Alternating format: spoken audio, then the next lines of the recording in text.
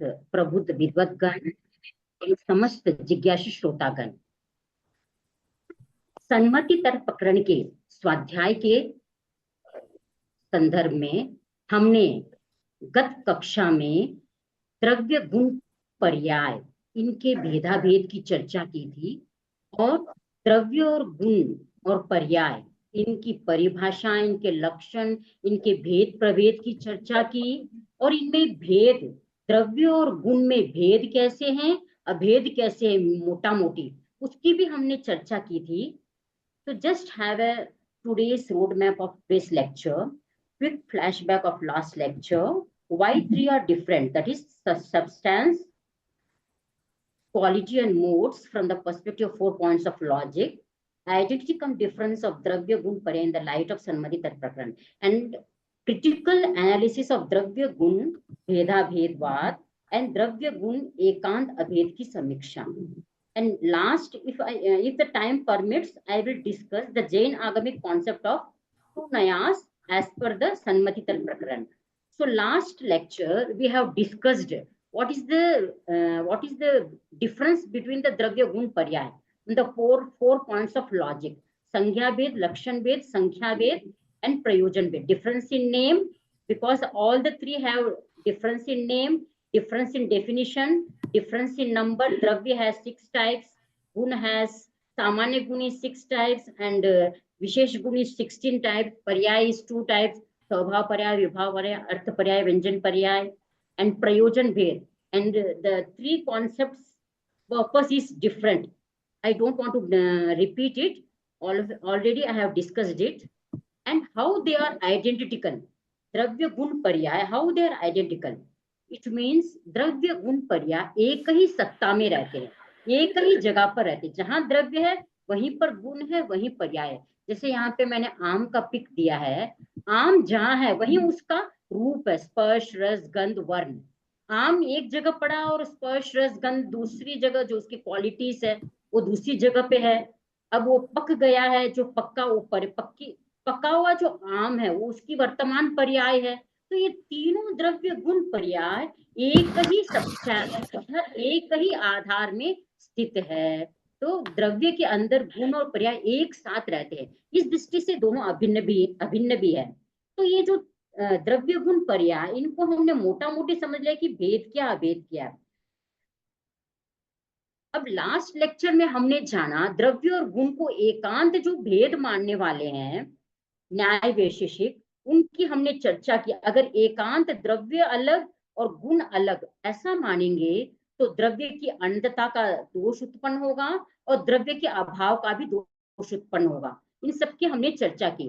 अब हम चर्चा करेंगे, फिर हमने गुण और पर्याय की भी चर्चा की थी कि भाई दोनों अभिन्न कैसे हैं और भिन्न कैसे हैं. आज हम चर्चा करेंगे द्रव्य और गुण के एकांत अभेदवाद का. आचार्य सिद्धसेन किस प्रकार इसको एक्सप्लेन करते हैं कि द्रव्य और गुण जो एकांत अभेद मानते हैं, जो वेदांत दर्शन और मीमांसा दर्शन वो दोनों द्रव्य और द्रव्य अद्वैतवाद मानते हैं. उनका कोई दो चीज नहीं मानते, सब चीज एक है. सामान्य, general is everything, particular is nothing. Particular जैसी दुनिया में कोई चीज ही नहीं है, एवरीथिंग इज जनरल. तो सभी ब्रह्म के ही अंश है, ब्रह्म ही सब कुछ है. इस प्रकार वो द्रव्य और गुण को एकांत अभेद मानते हैं. तो एकांत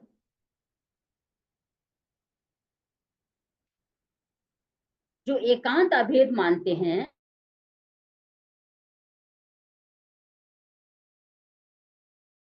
भेयम्मी अह परिकुट्ठो हु आहरण मित्तमेयम तू.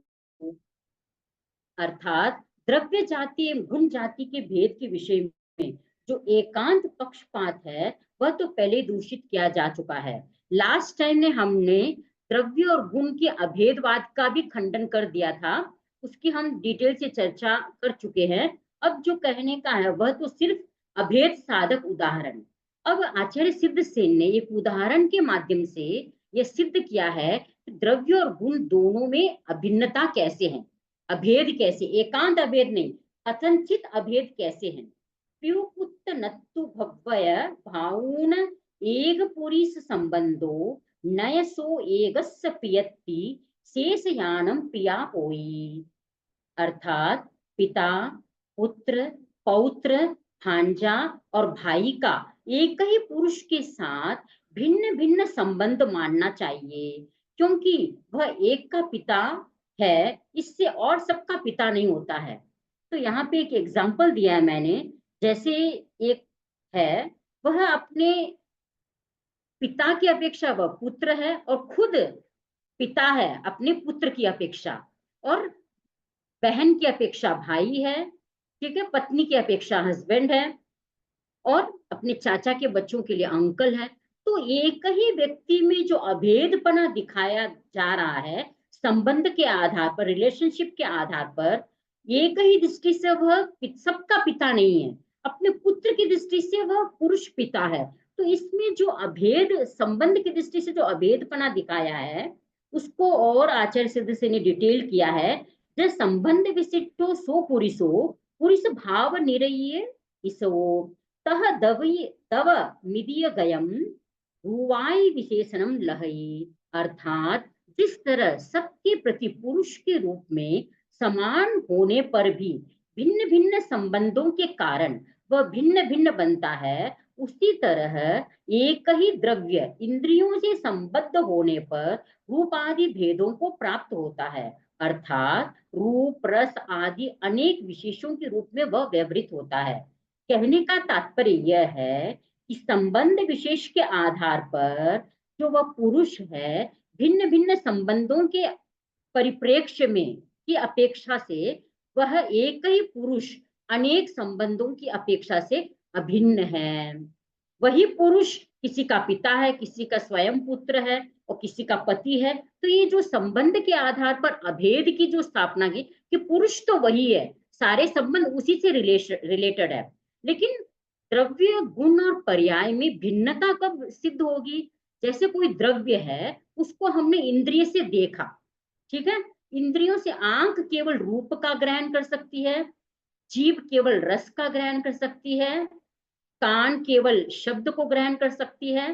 तो हम द्रव्य, गुण और पर्याय इन सब को जब इंद्रिय के द्वारा देखते हैं, तब वो द्रव्य, गुण और पर्याय तीनों भिन्न प्रतीत होते हैं।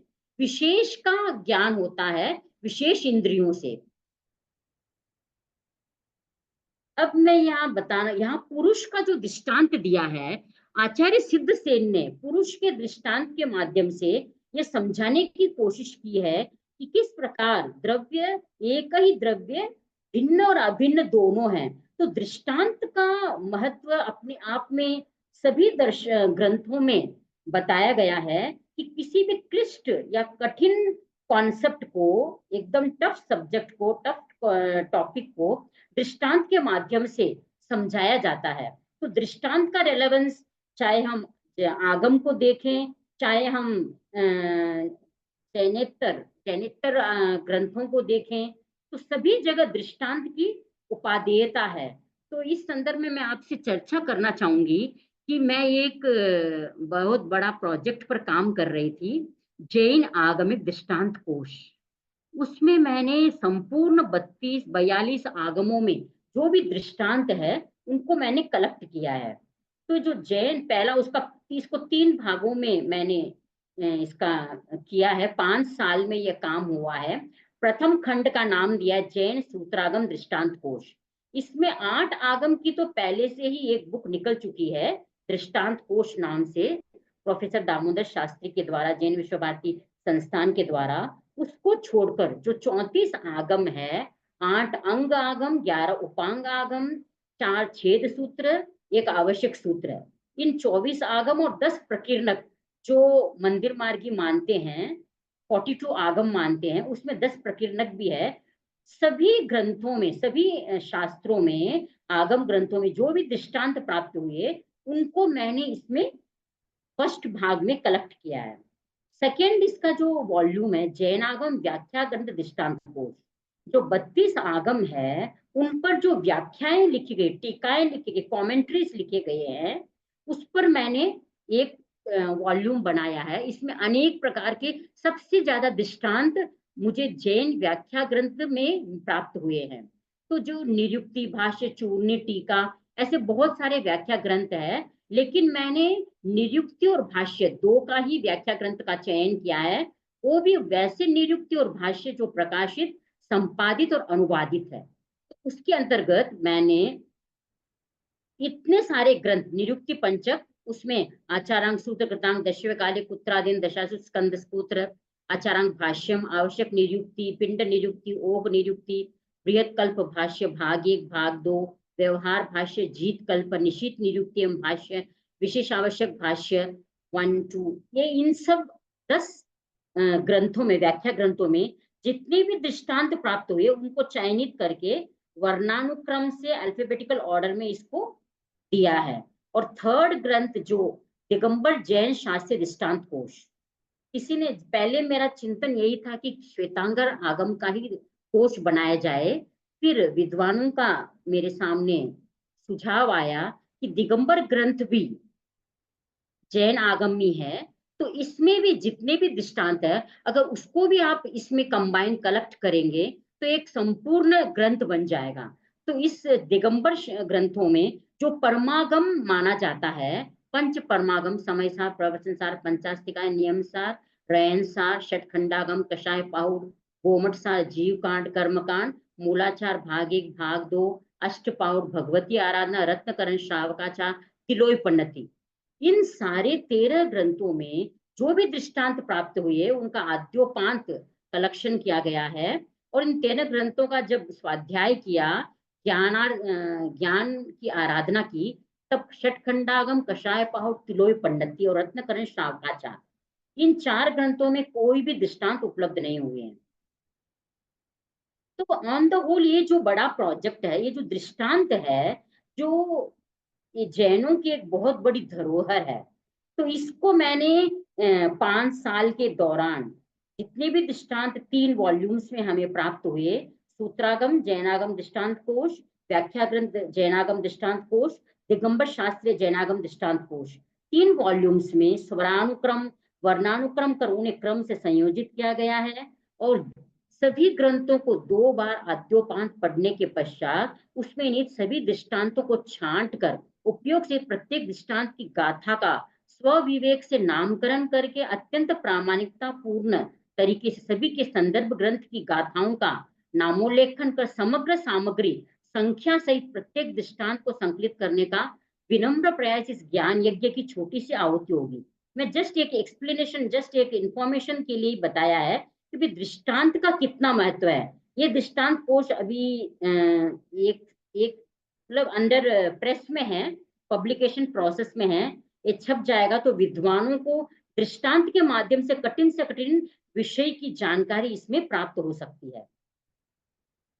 तो अब नेक्स्ट आचार्य सिद्धसेन ने यह बात बताई है कि द्रव्य और गुण दोनों में अभेद मानेंगे तो क्या समस्याएं आएगी। तो उन्होंने आचार्य सिद्धसेन ने बताया है, हुज्जाई दुगुण महुरम अनंत गुण कालयम तु जम दब्बम न वो डहरो महल्लो व कोई संबंधो पुरिसो। अर्थात जो कोई द्रव्य द्विगुण मधुर या अनंत गुण काला हो वह, तथा कोई पुरुष छोटा या बड़ा हो वह संबंध मात्र से तो नहीं घट सकता है। अब यहाँ पे ये जो संबंध के आधार पर जो अभेद की चर्चा की गई है,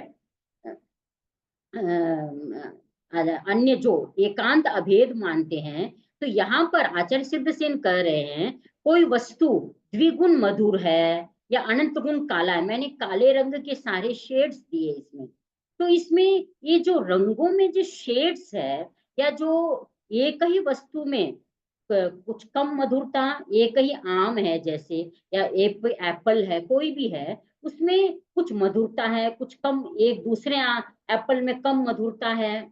और कोई पुरुष छोटा या बड़ा, कोई भी शॉर्ट टॉल किसी व्यक्ति की अपेक्षा से होता है। जैसे 9 फीट वाले व्यक्ति की अपेक्षा जो 6 फुट वाला छोटा होगा, और जो 11 फुट वाला पुरुष है वह 9 की अपेक्षा बड़ा होगा।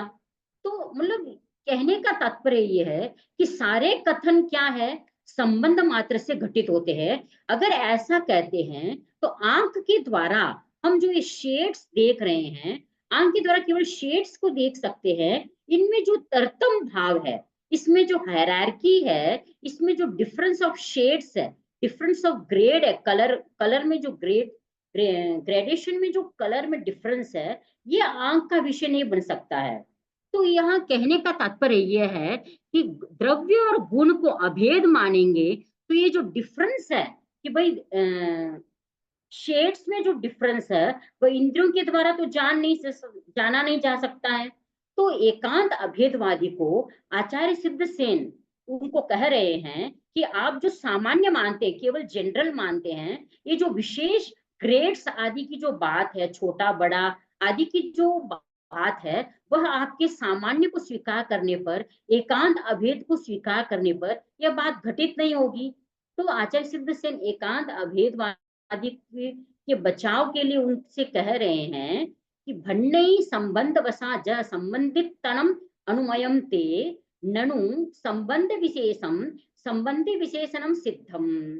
अर्थात हमारा ऐसा कहना है कि यदि संबंध सामान्य के कारण सामान्य संबंधीपना आपको मान्य हो, तो इसी न्याय से संबंध विशेष के कारण विशेष संबंधीपना सिद्ध होगा। अब ये जो ग्रेड्स है, ये पर्टिकुलर है, तो पर्टिकुलर को भी अगर ये सारे कलर क्या है, काले है, इसके अपेक्षा से वो क्या है, विशेष काले का विशेष है।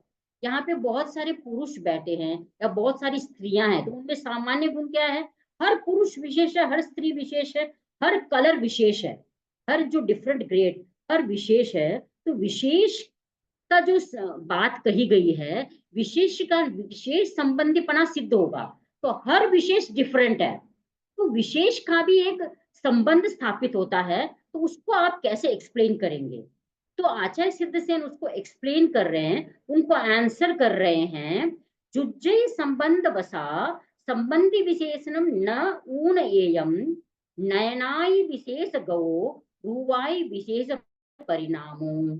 अर्थात संबंध विशेष के कारण विशेष संबंधीपना घट सकता है, परंतु रूप आदि विशेष परिणाम नेत्र आदि के विशेष संबंध के कारण है, इस विषय में ये नहीं घटेगा। अब आचार्य सिद्धसेन कह रहे हैं कि आम है, एक कच्चा है थोड़ा, एक मीठा है, और ये जो डिफरेंट पिंक ब्लू ग्रीन आदि में जो डिफरेंट शेड्स है, आंख का काम तो केवल रूप को देखना है, और रस का काम केवल रसना मतलब स्वाद को देखना है।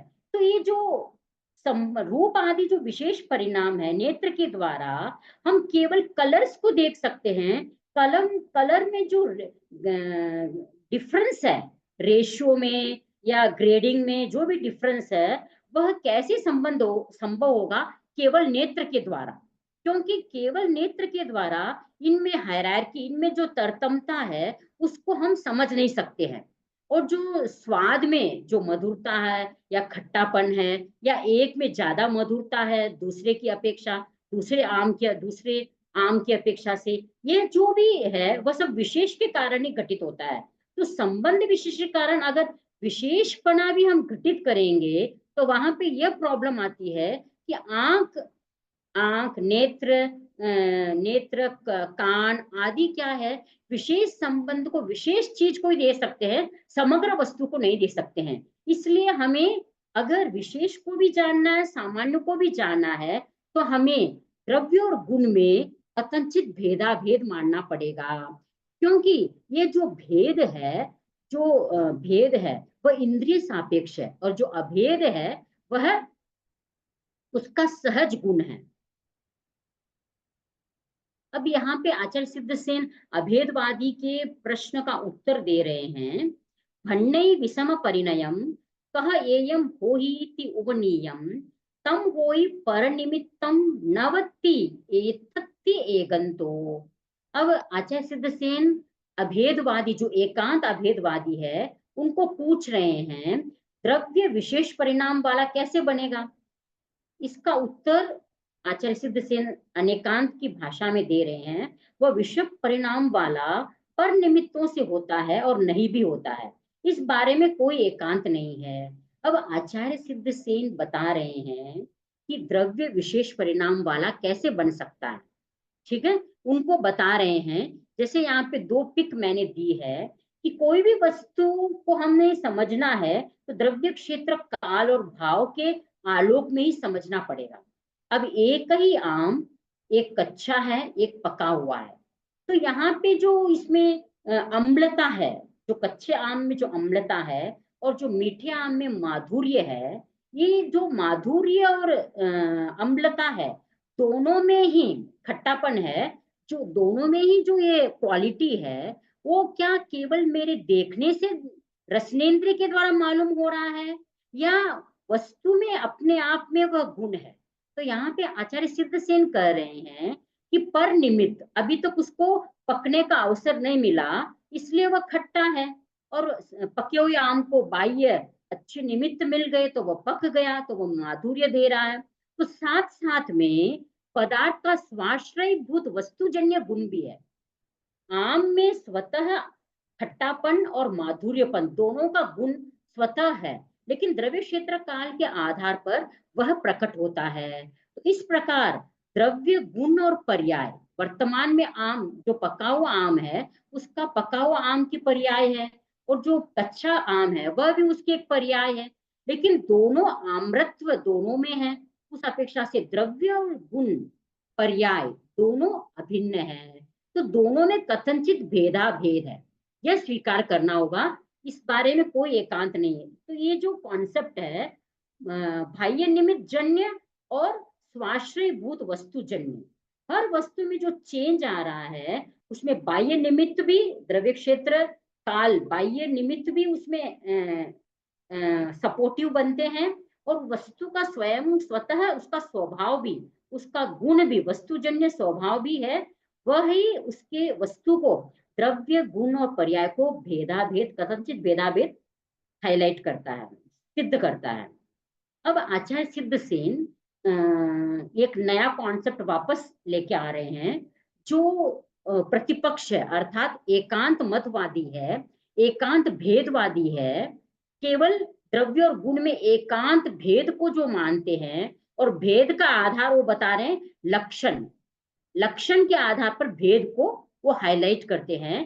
तो आचार्य सिद्धसेन उसकी समालोचना, उसका क्रिटिकल एनालिसिस करते हैं। उनका कहना है दव्वस्ठिहि जम्म विगमा या गुण लक्षणम ति वक्तव्यम एवं सई केवलिनो जुज्जयी तम नो ओ दवियस। अर्थात आचार्य सिद्धसेन कह रहे हैं जो एकांत अभेदवादी है, उनका कहना है कि जो द्रव्य का लक्षण है वह स्थिति है, स्थिरता, द्रव्यता है, और जो गुण का लक्षण है वो उत्पाद और विनाश है।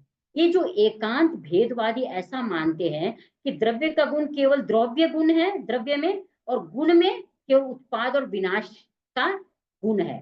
तो सिद्धांती अर्थात आचार्य सिद्धसेन कह रहे हैं, अगर आप भेदवादी को कह रहे हैं, अगर आप एकांत लक्षण, ये जो लक्षण बनाया है, इस लक्षण के आधार पर द्रव्य और गुण को अलग मान रहे हैं, तो ये लक्षण केवल द्रव्य और केवल गुण में ही घटित होगा, इन भिन्न भिन्न दोनों में घटेगा, परंतु एक समग्र सत वस्तु में नहीं घटेगा। क्योंकि आप सभी जानते हैं आचार्य उमा स्वाति ने सत का स्वरूप क्या बताया, उत्पाद व्यय द्रव्यात्मक सत। तो द्रव्य का गुण उत्पाद व्यय द्रव्य युक्त है। तो जो पर्याय का जो गुण है, गुण को ही आप हमने लास्ट लेक्चर में समझ लिया था, गुण और कुछ नहीं है, द्रव्य की एक पर्याय है। तो पर्याय भी क्या है, पर्याय भी क्या है, त्रय, उत्पाद व्यय द्रव्य युक्त है। गुण है उत्पाद व्यय द्रव्य युक्त है। ठीक है, द्रव्य भी उत्पाद व्यय द्रव्य युक्त है, गुण भी उत्पाद व्यय द्रव्य युक्त है। आचार्य सिद्धसेन कह रहे हैं अगर आप एकांत द्रव्यता को द्रव्य का लक्षण मानेंगे और उत्पत्ति और विनाश को गुण का लक्षण मानेंगे, तो यह कभी भी घटित नहीं होगा, क्योंकि वस्तु का स्वरूप ऐसा नहीं है। ठीक है ना, धर्म धर्मी के बिना नहीं रह सकता, और धर्मी धर्म के बिना नहीं रह सकता, द्रव्य गुण के बिना नहीं रह सकता, गुण द्रव्य के बिना नहीं रह सकता। ठीक है, द्रव्य का लक्षण उत्पाद, विनाश और स्थिति तीनों है, और गुण का भी तीनों है, इसलिए दोनों को अलग नहीं कर सकते हैं। तो समग्र सत्य वस्तु को अगर समझना है तो दोनों में कथनचित भेद को मानना पड़ेगा, कथनचित भेदाभेद को मानना पड़ेगा। अब आचार्य सिद्धसेन कह रहे हैं अगर आप एकांत भिन्न मान रहे हैं, अगेन क्वेश्चन रेस कर रहे हैं, जो एकांत भेदवादी है उनको उनका खंडन करते हुए कह रहे हैं अगर आप एकांत द्रव्य और गुण में भेद मानेंगे तो आप बताइए कि जो द्रव्य है, द्रव्य में जो गुण है वो मूर्त है या अमूर्त है? ठीक है, मूर्त अर्थात इंद्रिय ग्राह्य, इंद्रिय के द्वारा आप ग्रहण कर सकते हैं। अमूर्त अर्थात इंद्रिय के द्वारा ग्रहण नहीं कर सकते, वो अतीन्द्रिय ज्ञान का विषय है। अगर वो जो प्रतिपक्षी है केवल भेदवाद को लक्षण के आधार पर स्वीकार कर रहे हैं, जो एकांगी लक्षण के आधार पर स्वीकार कर रहे हैं, यदि आप कहते हैं कि द्रव्य और गुण मूर्त है तो कोई परमाणु ही नहीं रहेगा। तो जितने भी वस्तुएं हैं, कोई भी वस्तु है, अगर आप बोलेंगे कि सभी वस्तुएं मूर्त ही है, सत्तावान जितनी भी वस्तु है, तो परमाणु नाम की सूक्ष्म चीज कोई रहेगी नहीं। और अगर आप कहेंगे कि संपूर्ण वस्तुएं अमूर्त ही है तो ज्ञान का विषय ही नहीं होगा। तो आपका ये जो लक्षण है, अगर हम न्याय शास्त्र की दृष्टि से देखें तो न्याय जगत में 3 प्रकार के लक्षण को सिद्ध करने के लिए 3 दोष रहित लक्षण होता है तो वह सही लक्षण होता है। तो 3 दोष आते हैं लक्षण के, अव्याप्त दोष, ठीक है, अतिव्याप्त और असंभवी। ठीक है, तो यहाँ पे जो लक्षण भेदवादी ने बनाया है वह अव्याप्त लक्षण दोष से दूषित है। इसीलिए द्रव्य का जो लक्षण उन्होंने द्रव्य बताया और गुण का लक्षण जो उन्होंने उत्पत्ति और विनाश बताया है वह अव्याप्त है, क्योंकि द्रव्य का लक्षण क्या है? उत्पाद व्यय द्रव्य, तीनों से युक्त है। और इन्होंने लक्षण केवल द्रव्य का लक्षण क्या बताया? द्रव्यता। तो जो अधूरा है, अव्याप्त है, द्रव्य का लक्षण में पूर्णतः घटित नहीं हो रहा है। और जब गुण का लक्षण उन्होंने क्या किया? उत्पत्ति और विनाश, तो यह भी अव्याप्त है, क्योंकि गुण का लक्षण केवल उत्पत्ति विनाश नहीं है, उसमें द्रव्य गुण भी है। एक क्षण भी अगर जो गुण है वह वर्तमान वर्ती है, एक क्षण वर्ती है, जो द्रव्य है वह त्रैकालिक है। ठीक है, तो उत्पाद विनाश, तो आत्मा में जो चैतन्य गुण है वह त्रिकालिक है, हर समय रहेगा। ऐसा कोई समय, वह आत्मा में द्रव्य में जो चैतन्य गुण है वह त्रैकालिक है, इसलिए द्रव्य गुण का लक्षण द्रव्यता भी है। तो उत्पाद और विनाश, जो ज्ञान दर्शन की जो पर्याय चेंज हो रही है, ज्ञान कभी ज्ञान का उत्पाद हो रहा है तो दर्शन का विनाश हो रहा है, दर्शन का उत्पाद हो रहा है तो ज्ञान का विनाश हो रहा है। जो ये जो भिन्न भिन्न गुण की पर्याय हैं वो उत्पाद विनाश द्रव्य तीनों से युक्त है। तो आचार्य सिद्धसेन कह रहे हैं द्रव्य और गुण का जो लक्षण आपने बनाया है वह अव्याप्त दोष से दूषित है। इसलिए द्रव्य का लक्षण क्या होगा? समग्र लक्षण क्या होगा? उत्पाद व्यय द्रव्य युक्त जो वस्तु है वही द्रव्य का लक्षण है। और जब उन्होंने पूछा गया कि भाई केवल मूर्त अमूर्त द्रव्य से भिन्न वे गुण है, या तो वे मूर्त होंगे या अमूर्त होंगे, तो इसका आंसर, अगर केवल मूर्त मानेंगे सभी वस्तुएं तो परमाणु आदि कोई भी वस्तु मूर्त नहीं रहेगी, और अमूर्त ही मानेंगे तो ज्ञान का विषय नहीं बनेगा। तो आचार्य सिद्धसेन कह रहे हैं जो द्रव्य मूर्त है वह इंद्रिय ग्राह्य होंगे, उसके जो गुण है जैसे पुद्गल है वह क्या है? मूर्त है। उसमें स्पर्श रस गंध वर्ण है, वो सारे इंद्रिय ग्राह्य होंगे, इंद्रिय के द्वारा उनके विषय ग्रहण कर सकते हैं। कोई भी ऑब्जेक्ट है दुनिया में, टेबल चेयर लैपटॉप, कोई भी वस्तु जो भी विजिबल है, जो भी मूर्त है, कॉर्पोरियल है, वो सब आंख के विषय बन रहे हैं। जो द्रव्य मूर्त है तो उसके गुण भी मूर्त होंगे, और जो द्रव्य अमूर्त है जैसे धर्मास्तिकाय अधर्मास्तिकाय आकाशास्तिकाय, ठीक है, जीव, ये सब अमूर्त है, तो इनका ज्ञान भी हमें, इनका जो गुण है वह भी अमूर्त ही होगा। इस प्रकार आचार्य सिद्धसेन ने द्रव्य और गुण में कथनचित भेदाभेद माना है।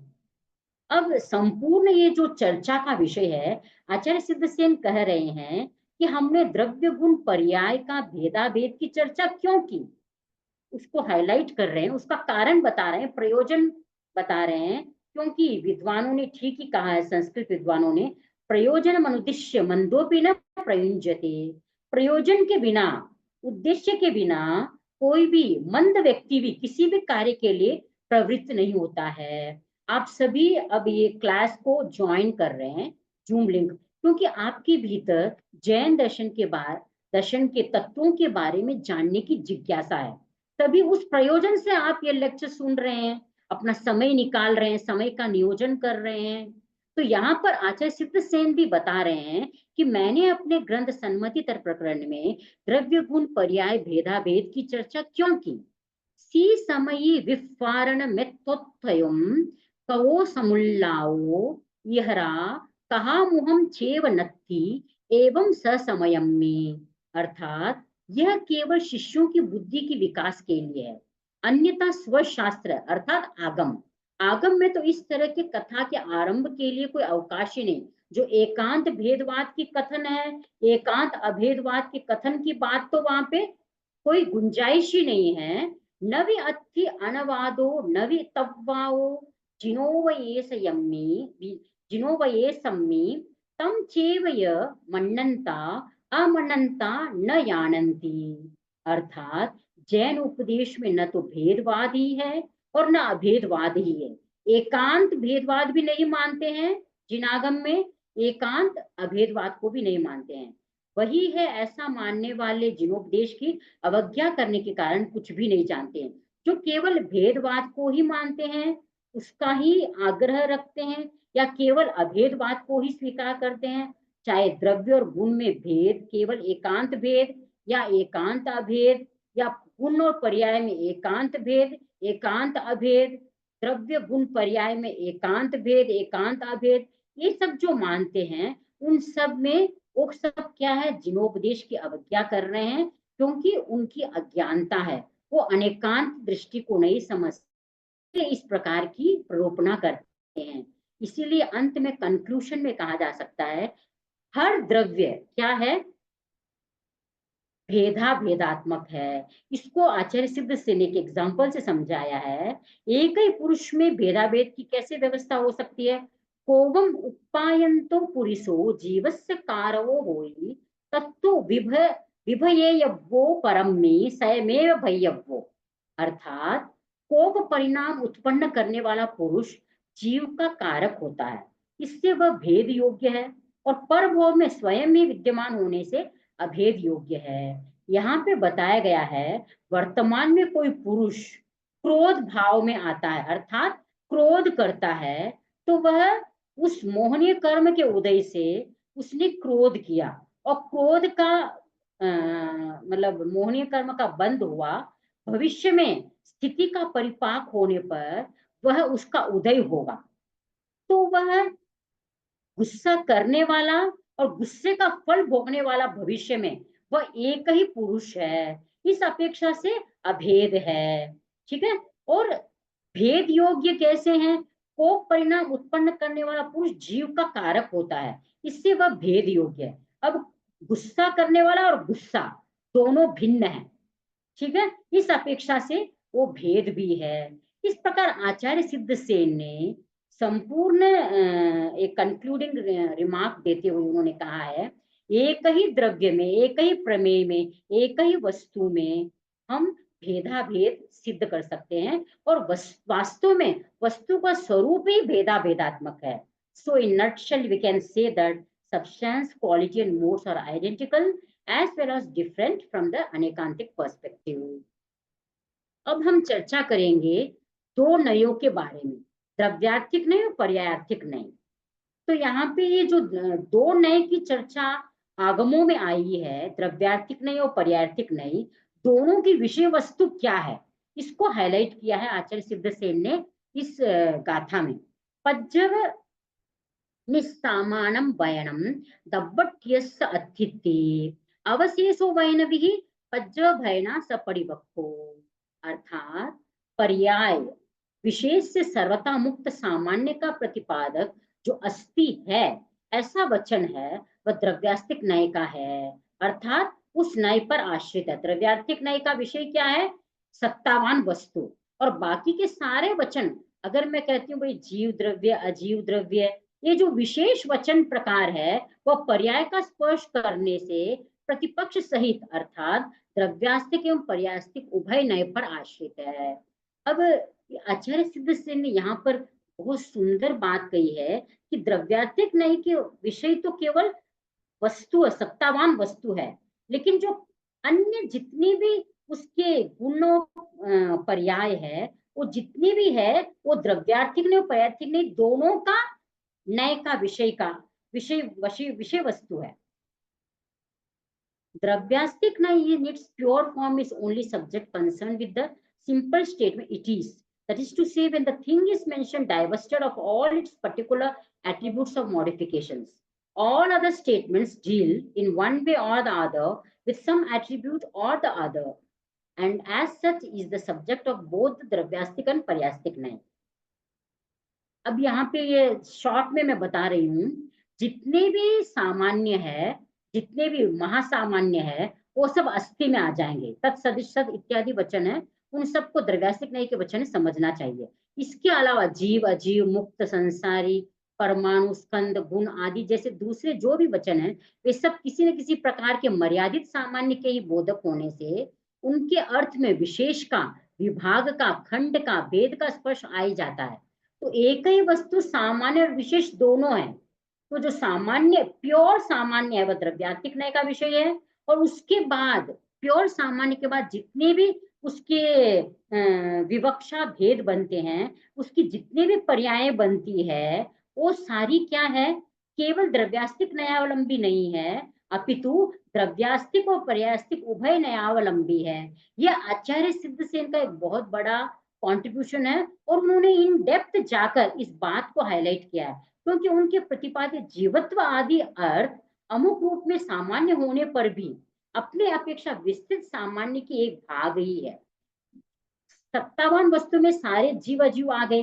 अगर मैं जीव बोलती हूँ, जो जीवत्व है वो तो सामान्य गुण है, लेकिन जीवत्व क्या, जो उसके अन्य विशेष पर्याय हैं, क्या उससे अलग हो सकते, उसी के एक सब डिविजन्स है, जो पर्याय हैं उसी द्रव्यास्तिक नय के सब डिविजन्स होने से वो दोनों ही द्रव्यास्तिक और पर्यास्तिक नय के विषय वस्तु बनते हैं। तो यहाँ पे एक बात ध्यान रखनी चाहिए, अस्थि आदि महाव्यापक सामान्यवाची वचन मात्र द्रव्यास्तिक नयावलंबी है, तो किसी का भी सामान्य न बन सके, वह है द्रव्यास्तिक नय का विषय। ऐसे अंतिम अविभाज्य विशेष के वाचक वचन भी मात्र पर्यास्तिक नयावलंबी है। तो अंतिम जो परमाणु है या अंतिम जो प्रदेश है, वो भी केवल प्योर पर्यास्तिक नयावलंबी है। बीच के जो सारे जितने भी वचन व्यवहार है, वो सारे सामान्य रूप विशेष के प्रतिपादक होने से उभय नयाश्रित है। अब यहाँ पे आचार्य सिद्ध सेन कह रहे हैं, एक नय के विषय में दूसरे नय का प्रवेश कैसे होता है। पज्जव नय उक्कंतम वत्तुम दव्वट्ठ्यस्य वैनिज्यम जाव दवियोव ओहो अपच्छिम वियप्प निव्वयनो, जिसके पश्चात विकल्प ज्ञान और वचन व्यवहार नहीं है, अर्थात सबसे अंत का द्रव्योपयोग सामान्य बोध जहां तक प्रवृत्त होता है, वहां तक की वस्तु द्रव्यास्तिक नय की वाच्य है और वह पर्यास्तिक नय के द्वारा आक्रांत है। ठीक है, द्रव्यास्तिक includes in itself all those statements in which there is some sort of general statement. In all such statements, there is one overlapping of parastic also.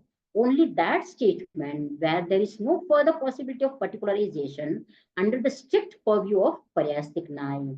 ठीक है, तो ये क्लियर हो गया कि जो अंतिम विशेष है वही पर्यास्तिक नय का विषय है, और जो हाईएस्ट जो सामान्य है वह द्रव्यास्तिक नय का विषय है। इसको मैं डिटेल में नहीं जा रही हूँ। अब दोनों नयों के विषय की मिश्रितता का उपसंहार कर रहे हैं कि दोनों नय कैसे मिक्स्ड है, उनको अलग नहीं कर सकते हैं। तव्वट्ठियोति तम्हा नत्ति नवो नियम शुद्ध जाइयो नय पज्जवट्ठियो नाम कोई भयनायो विशेषो, अर्थात द्रव्यास्तिक नय नियमतः विशुद्ध जाति है, विरोधी नय के विशेष के स्पर्श से मुक्त नहीं है। इसी तरह कोई पर्यास्तिक नय भी विशुद्ध जातीय नहीं है, विवक्षा को लेकर ही दोनों का भेद है। अब यहाँ पे उनकी दोनों की ऐसे बता रहे हैं आचार्य सिद्ध सेन, द्रव्य में जो द्रव्यात्मिक विषय है, द्रव्यास्तिक नय का विषय और पर्यास्तिक नय का विषय है, इतने अभिन्न है कि दोनों को अलग नहीं कर सकते हैं। दोनों विशुद्ध, केवल द्रव्यास्तिक नय विशुद्ध जाति है हो ऐसा नहीं है, और केवल पर्यास्तिक नय विशुद्ध जाति हो ऐसा नहीं है। दोनों का विवक्षा भेद के आधार पर दोनों में भिन्नता है। ऐसे दोनों दूध पानी, मतलब दूध पानी की तरह मिक्स्ड है, दूध चीनी की तरह मिक्स्ड है। The author now sums up the discussion of the overlapping of two principal nayas. This being the case, it is impossible to find a dravyastic in its pure form, that is to say, absolutely unmixed with paryastic.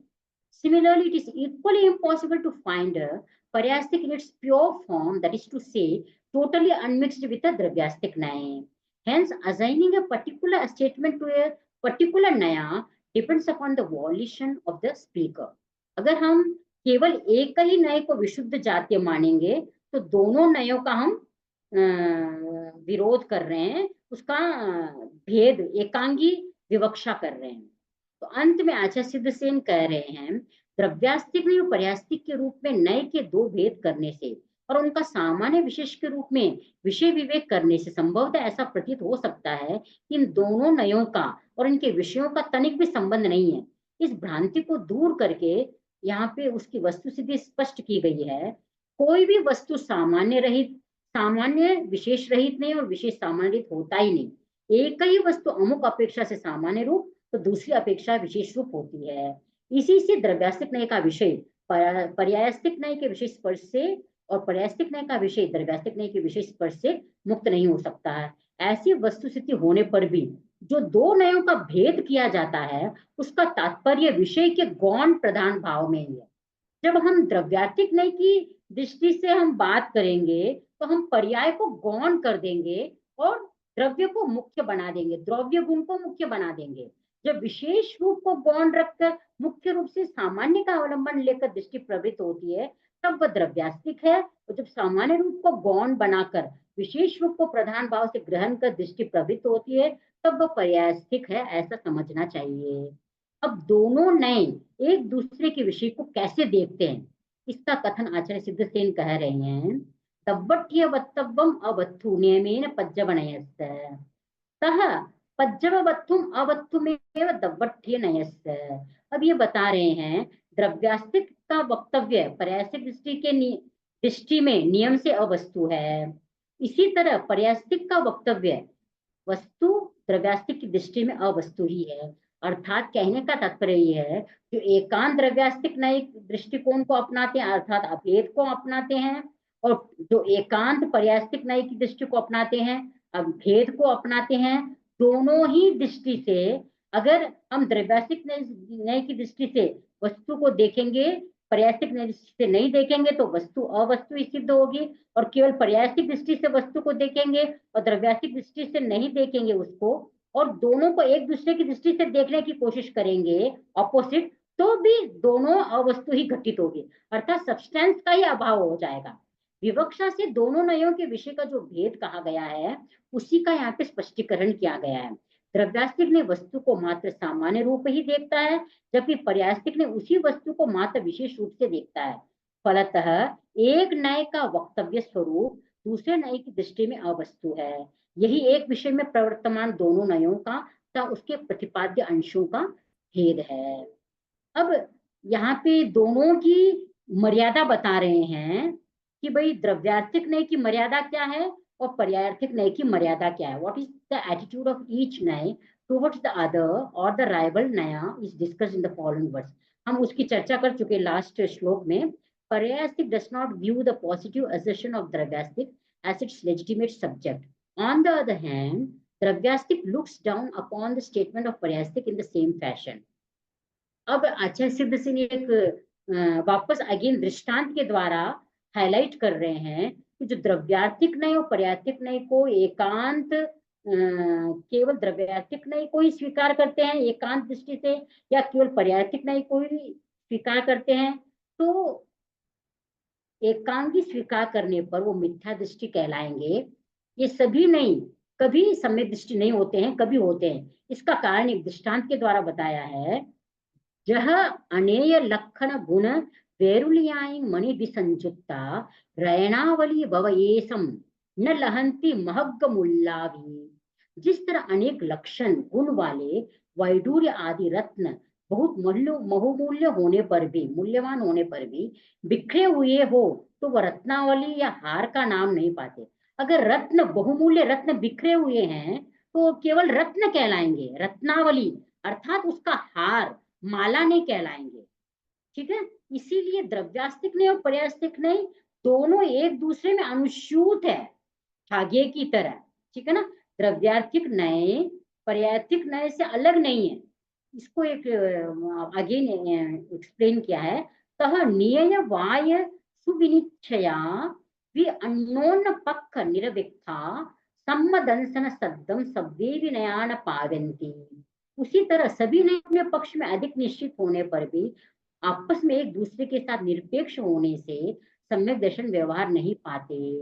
अगर निरपेक्ष हम स्वीकार करेंगे केवल त्रैवार्तिक नय को, केवल पर्यार्थिक नय को, तो दोनों ही क्या है, सम्यक दर्शन का व्यवहार नहीं पाएंगे, अर्थात मिथ्या दृष्टि कहलाएंगे। यहाँ पे एक एग्जाम्पल माला का दिया है। Just as emerald and other jewels of rare quality and of excellent kind do not acquire the designation of necklace of jewels, even though all of them be priceless jewels on account of their lying unconnected with or disunited with each other. Similarly, every naya in its own sphere is right. But if all of them arrogate to themselves the whole truth and disregard the views of rival naya, then they do not attain the status of right. अब यहाँ पे ये बता रहे कि जो जितने भी नए हैं, हम नए दृष्टि से, नैगम नय की दृष्टि से देखें तो भेदाभेद को ग्रहण करेंगे, संग्रह नय की दृष्टि से केवल अभेद को ग्रहण करेंगे। तो अन्य नयों को गौण न करते हुए अपनी दृष्टिकोण को अगर रखेंगे तो वह राइट व्यू होगा, सम्यक दर्शन होगा। यहाँ पे अलग अलग मोती दिखाए गए हैं, ठीक है ना, ये सारे ज्वेल्स है, लेकिन ये हार का रूप नहीं पा सकते हैं क्योंकि मोती अलग अलग है। और वही अगर जब ये धागे में पिरोए जाते हैं तब वे रत्नावली का नाम पाते हैं, अर्थात हार का नाम पाते हैं। जह पुनः ते चेव मणि जहां गुण विशेष भाग पड़िबद्धा रैनावलित्ति भन्नई जहंती पाडिक सन्नाओ।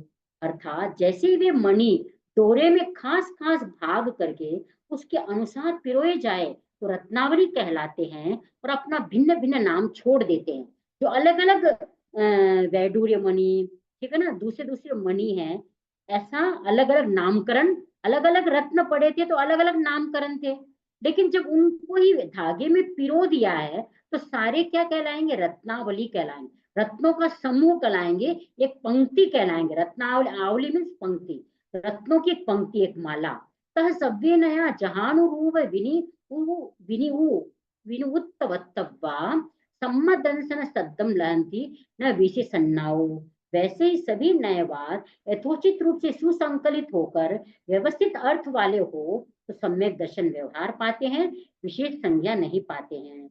यहाँ पे एक एग्जाम्पल दिया है, एक माला दिए, अगर उसमें धागा पिरोया हुआ है तो वो माला का हार का रूप बन जाता है। Just as those jewels unite with each other and occupy the place that is assigned to them individually in the string, they all together attain the designation of necklace of jewels, disowning the individual names. Similarly, if all the nayas arrange themselves in a proper way and supplement to each other, then alone they are worthy of being termed as the whole truth, Samyak Darshan or the right view in its entirety. But in this case, they merge their individuality in the collective whole. जब माला का रूप बन जाता है तो सारे जो बिखरे हुए भिन्न भिन्न जो रत्नों के नामकरण थे वो सब एक कलेक्टिव होल, एक ही चीज को, एक ही रत्नावली नामकरण पाते हैं। तो इस दृष्टांत के द्वारा आचार्य सिद्धसेन ये बताते हैं कि द्रव्यार्थिक नय और पर्यास्तिक नय को अपने अपने एंगल से देखो, उनके पर्सपेक्टिव से देखेंगे तो सम्यक दर्शन, हमारी दृष्टिकोण सम्यक होगा। और हम केवल एकांगी दृष्टि से देखेंगे, द्रव्यास्तिक नहीं सब कुछ है या पर्यास्तिक नहीं सब कुछ है, तो वह मिथ्या दर्शन होगा। तो अनेकांतज्ञ, जो अनेकांत का ज्ञाता है, वह इन दोनों की मर्यादा जानता है और उसकी व्यवस्था कैसे करता है, उसका कथन किया गया है। न्याय वयनिज सच्चा सब्बनया पर वियालने मोहा ते ऊन न दिट्ठ समो विभयी सच्चे व अलिये वा। सभी ने अपने वक्तव्य में सच्चे हैं, दूसरे के वक्तव्य का निराकरण करने में झूठे हैं। अनेकांत शास्त्र का ज्ञाता उन नयों का ये सच्चे हैं और ये झूठे हैं ऐसा विभाग नहीं करता है। अनेकांत कभी नहीं कहता है कि आप सही है और आप गलत है। वह आप अपनी दृष्टि से सही है और दूसरे की दृष्टि से गलत है, ऐसा नहीं। सब अपने अपने दृष्टि से सही है। प्रत्येक न्याय की मर्यादा अपने विषय का प्रतिपादन करने तक ही परिसीमित है। इस मर्यादा में जब तक वे रहते हैं तब तक सभी सच्चे हैं, किंतु इस मर्यादा का उल्लंघन करके जब वे दूसरे प्रतिपक्ष न्याय के वक्तव्य का निराकरण करने लगते हैं तभी मिथ्या हो जाते हैं। इसलिए प्रत्येक न्याय की मर्यादा समझने वाला और उनका समन्वय करने वाला अनेकांतज्ञ सभी न्यायों के वक्तव्य को जानने पर भी यह एक न्याय सत्य ही है और दूसरा असत्य ही है ऐसा विभाग नहीं करता। उल्टा वह तो किसी एक न्याय के विषय को दूसरे विरोधी न्याय के विषय के साथ संकलित करके ही यह सत्य है ऐसा निर्धारण करता है। अनेकांतज्ञ क्या कहेगा कि सामने वाले व्यक्ति के दृष्टिकोण या चिंतन में भी सत्यांश है। हर व्यक्ति के कथन में, हर व्यक्ति के दृष्टिकोण में सत्यांश है। तो अनेकांतज्ञ कार्य को कथनचित सत असत कहे, द्रव्य को अद्वैत और या द्वैत भी कथनचित ही कहे। इसलिए द्रव्य गुण पर्याय का भेद या अभेद दोनों में कथनचित भेदाभेद, यही जैन दृष्टिकोण का मंतव्य है। ओम अरहम। आज हमने ये संक्षेप में जाना कि संपूर्ण सन्मति तर्क प्रकरण ग्रंथ में जहां कहीं भी द्रव्य गुण पर्याय के संदर्भ में जो भी गाथाएं थी उनका भेदाभेद कैसे घटित किया है आचार्य सिद्धसेन ने, किस प्रकार द्रव्य गुण के एकांत भेद का खंडन करके दोनों में भेदात्मकता को स्वीकार किया और गुण और पर्याय दोनों में अभेद को हाईलाइट किया, अभेद को सिद्ध किया। फिर उन्होंने द्रव्य गुण और पर्याय इन तीनों में भेदात्मकता को सिद्ध किया है। इस प्रकार हमने द्रव्य गुण पर्याय को अनेकांत के आलोक में भेदाभेद को समझा है और द्रव्यास्तिक नय और पर्यास्तिक नय जो दो नय है, अब तक हमने समझा था कि भाई द्रव्यास्तिक नय केवल द्रव्य का विषय है और पर्यास्तिक नय उत्पाद विनाश का विषय है। हमने आज जाना कि किस प्रकार द्रव्यास्तिक नय हाईएस्ट सत्य है, महासामान्य है, और पर्यास्तिक नय द्रव्यास्तिक नय और पर्यास्तिक नय दोनों उभय नयाश्रित पर आश्रित है। ये एक नया दृष्टिकोण, नॉवल थॉट आचार्य सिद्धसेन ने दिया। इस प्रकार द्रव्यास्तिक नय पर्यास्तिक नय के आलोक में हमने द्रव्य गुण पर्याय के भेदाभेद को समझा। ओम अरहम।